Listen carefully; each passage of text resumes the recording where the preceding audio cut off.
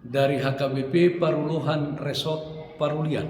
Di pagi hari ini saya menyapa Bapak, Ibu, serta saudara-saudara yang menonton renungan ini.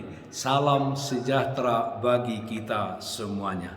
Sebelum kita membaca dan merenungkan firman Tuhan di pagi hari ini, marilah kita berdoa. Berfirmanlah ya Tuhan, hati dan pikiran telah kami buka dan siapkan untuk disapa firman Tuhan. Amin. Firman Tuhan yang menjadi sumber kekuatan dan sukacita bagi kita di dalam melaksanakan aktivitas kita satu hari ini, Sabtu 9 Oktober 2021, tertulis dalam kitab Roma pasal 8 ayat 37. Demikian bunyinya. Tetapi dalam semuanya itu kita lebih daripada orang-orang yang menang oleh Dia yang telah mengasihi kita. Lebih dari pemenang. Saudara-saudaraku yang terkasih dalam Kristus Yesus, sebagai murid Kristus, kita bukan hanya bisa menjadi seorang pemenang, melainkan lebih dari itu. Kita bisa menjadi lebih dari seorang pemenang. Mengapa ada kata lebih? Apakah kelebihan kita sebagai seorang pemenang dibandingkan dengan pemenang-pemenang lainnya? Saudara-saudara, kemenangan kita bukan karena kekuatan diri kita sendiri, tetapi kemenangan kita bersumber dari Allah. Seperti kemenangan Daud terhadap penghujat Allah Goliat dengan pertolongan Tuhan dan dengan senjata yang sederhana. Goliat yang besar itu, yang adalah ahli perang itu, bisa dikalahkan oleh Daud. Saudara-saudaraku, kemudian pertanyaannya adalah, menang atas apakah kita? Kita bukan menang dalam perlombaan-perlombaan misalnya di dunia olahraga atau perlombaan lainnya yang kita kenal saat ini. Tetapi oleh Allah kita menang atas cobaan-cobaan terhadap iman percaya kita.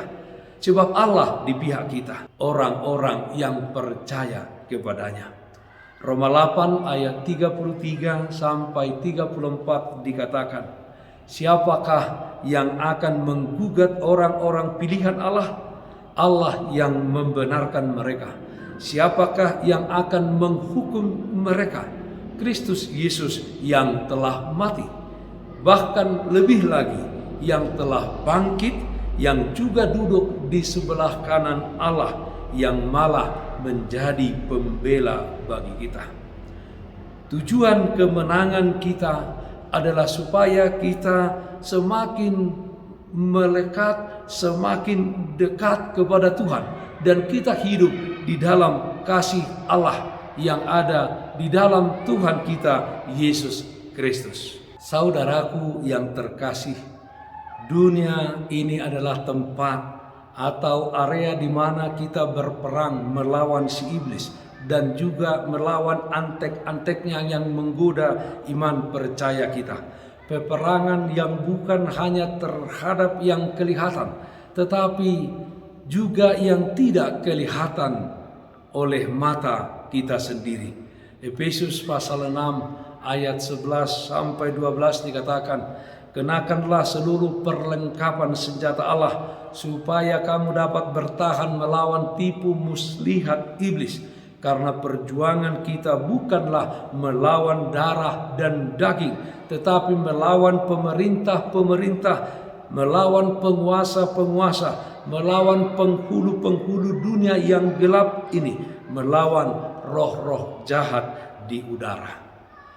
Menangkanlah area peperangan yang tidak kelihatan ini bersama dengan Roh Kudus, karena orang yang hidup oleh Roh tidak akan menuruti keinginan daging, melainkan dia menang dan bahkan lebih dari pemenang.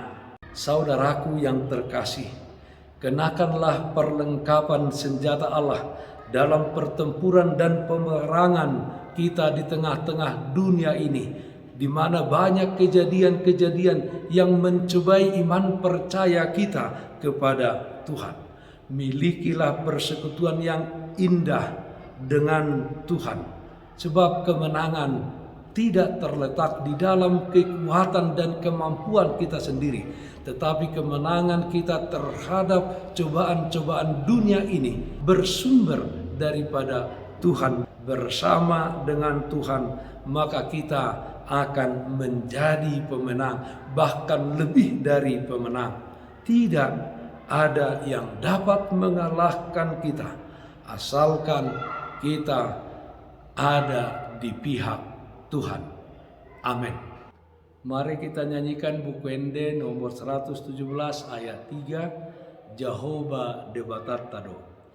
Gok begu pe porti bion nanaing mamol gak kita datung mabiar itaon aikon monang kita ay nang tarimas pe si boli si tahe dakhabiarabe ay nang sahatape tukdo manaluhosa.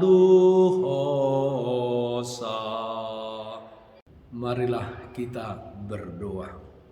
Ialah Bapa dalam surga, terpujilah namamu, karena dengan kuat kuasa Roh Kudus kami boleh memenangkan setiap peperangan pertempuran kami di tengah-tengah dunia ini, melawan setiap pencobaan-pencobaan terhadap iman percaya kami. Ya Tuhan, kiranya Roh Kudus-Mu senantiasa menuntun kami, menjaga kami. Kami serahkan kehidupan kami hanya ke dalam tangan pengasihan Tuhan dalam satu hari ini. Sertai kami Tuhan dalam seluruh aktivitas kami.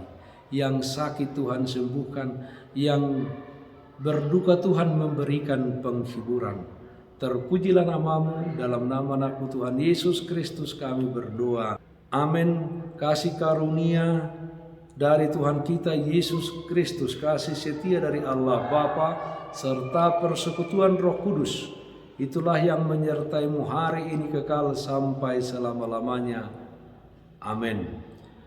Bapak, Ibu, saudara-saudara yang dikasihi Tuhan kita Yesus Kristus, taatlah akan protokol kesehatan. Memakai masker, mencuci tangan dengan air yang mengalir, memakai sabun, menjaga jarak, menghindari kerumunan, dan yang terutama, jangan lupa berdoa kepada Tuhan. Salam sehat. Tetap semangat. Tuhan Yesus memberkati kita semuanya. Shalom.